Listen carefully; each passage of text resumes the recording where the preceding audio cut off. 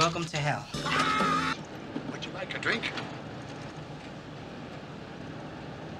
Halloween 4, aka H10, was released in 1988. The movie opens with incredible atmosphere. Set 10 years after the events of the first two movies, you get great opening credits setting the mood. A patient pickup and transfer to Smith's Grove. You then get the obligatory exposition for the audience, who might not be familiar with the story of Michael Myers, since he hasn't been on screen in 7 years. A decade ago, Halloween night, he murdered 16 people, maybe more. But his doctor, of all people, shot him 6 times. 14.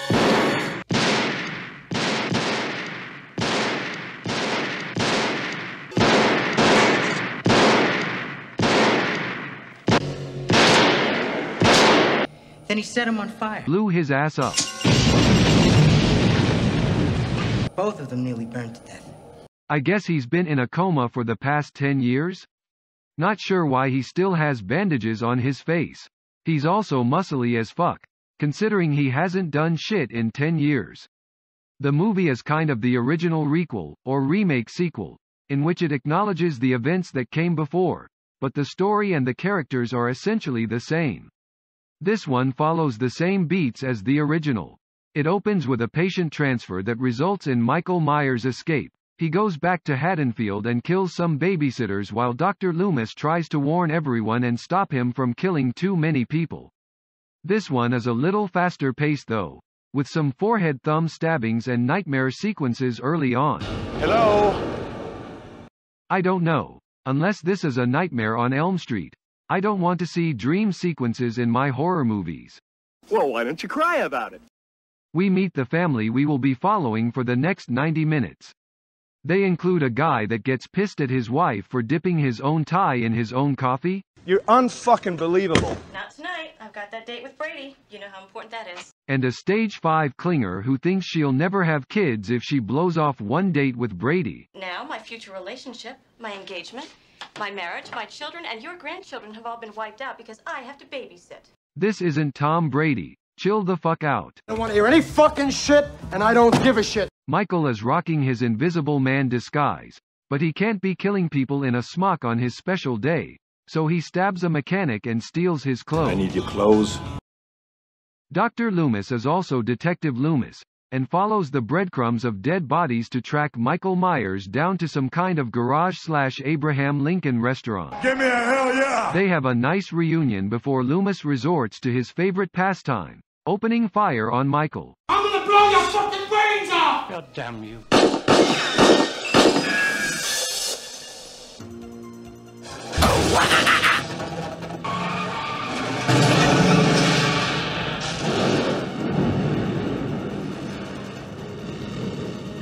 I really don't remember little kids being this mean.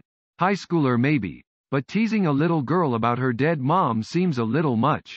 How come your mom didn't make you a costume, Jamie? How could you? Her mommy's dead. Fucking asshole. Well, I don't want to seem desperate or anything. Face it, Rach, you are desperate. Boom roasted. I love the brutal honesty. Rachel shows up at Brady's work to make out with him before dropping some bad news. My parents' babysitter canceled. So? So I have to watch Jamie tonight. Well, why didn't you tell me before? I mean, it's 5 o'clock now, Rachel. Don't get angry. I'm not angry, it's just... Between her and the two people fucking in the hot tub at work in part 2, I need to find jobs with these guys. Hey, baby. Michael steals a shitty version of his mask from the drugstore, which I guess is a passable excuse for why it looks like a shitty Michael Myers mask you'd buy at a drugstore.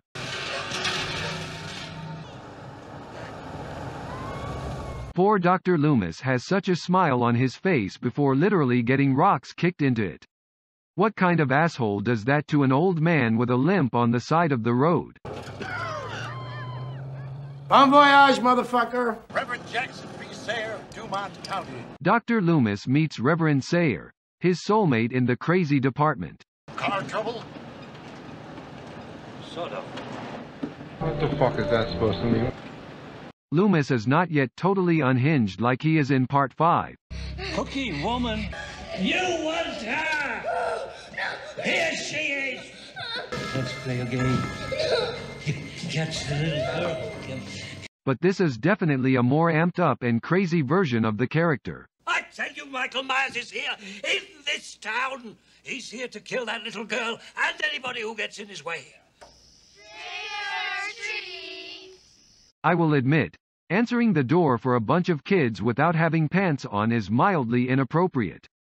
And so is Brady's explanation. Blew off for a date at the last minute. So you hop on to the next best thing? I thought you were different from other guys. Oh, I'm different. It's just that... She got a great ass! This one takes some parts from Halloween 2, including the town folk forming an angry mob to look for Michael Myers, which was also attempted in Halloween Kills, but handled so much fucking worse. Evil dies tonight! What are you, deaf? How dare you? Don't try that Halloween shit with me. Fuck you!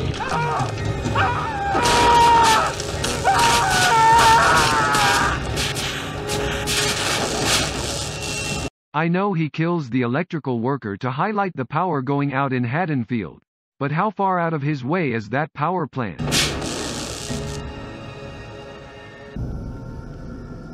that him?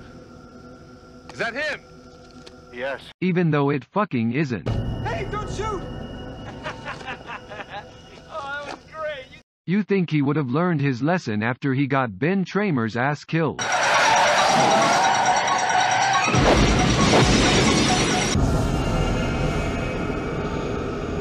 We see the aftermath of the police station massacre. I'm not a big fan of Michael killing large groups of people. He really does this more in Halloween Kills. But I always see Michael as a serial killer, creeping and stalking, not fucking John Rambo. Fuck him. I'm a man! I also like Total Maniac Loomis inciting the mob outside the police station. It was Michael Myers. He's come home to kill. Son of a bitch, you just created a lynch mob. Don't shut me up! The mob stuff is handled so much better here than in Halloween Kills. I can't state it enough. It is a minor subplot, but it gets the point across without beating you over the head with it. Shit, Earl. It's Ted Hollister. Fuck it! Michael is just chilling in the back of the police car. He was in a coma for 10 years and is wearing some random mechanic's jumpsuit. I bet he smells like hot garbage. Or, You're fucking shit. Kelly is making some real sense here. Wise up to what men want, Rachel. Enough. Boom. Or Brady won't be the last man you lose to another woman. The scene in the house is classic old school Halloween, with Michael lurking in the shadows, but bringing it into the new style of slashers that were going on at the time, getting more creative with the kills. Like stabbing someone with a shotgun. And Deputy Logan's twisted body in the candlelight.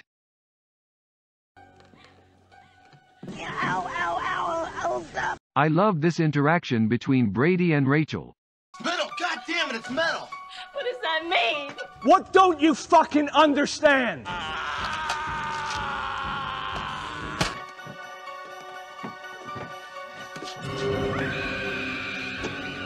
There is a pretty solid rooftop chase.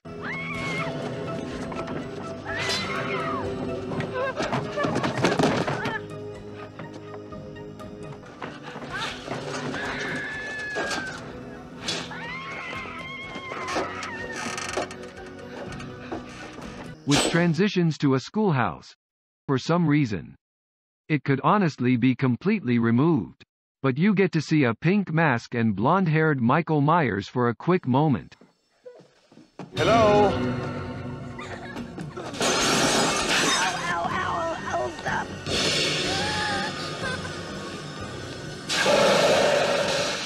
I'm in the dark!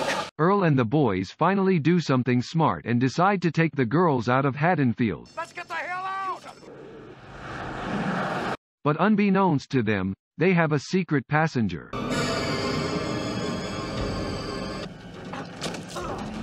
He starts throwing motherfuckers out the back of trucks like it's Royal Rumble. Earl gets the McGruber special, which is a particularly gnarly death.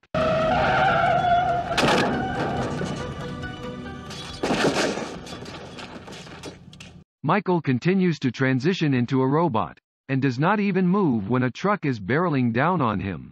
Fuck it! His shoulder padded up mannequin body just takes it like a boss. Meanwhile, Rachel, the worst babysitter ever, just lets Jamie wander over to the serial killer. What the hell is this? Luckily, the cops arrive and open fire like they are in the jungle with an invisible alien. Michael falls down a well like baby Jessica. She falls in a well, eyes go cross. She gets kicked by a mule, they go back to normal. I don't know. And that's how he meets his temporary demise in this chapter. What don't you get about it? But the movie isn't over. It tries to go full circle by ending with a shot of Jamie killing her mom in a clown costume. You're gonna cut your dick off. This was so stupid that it was completely ignored in the next movie. I know people love this one, and I can't fault them. It is one of the better entries in the franchise. It's fast-paced, has a good Halloween atmosphere. Michael and Loomis get some face-to-face time complete with explosions. It has those great moments where a shot is perfectly constructed to see Michael in the shadows with a lightning flash. The atmosphere has the most Halloween vibe of any of the early entries. Has some good characters, and some gory kills. Overall, this is a movie you can toss on in October and be pleased. Fucking A. But it's also not without its faults. Let's not forget his awful mask, and the stupid fucking shoulder pads that make him look like an actual mannequin. But I digress. Halloween 4, watch it. Do it. Just do it!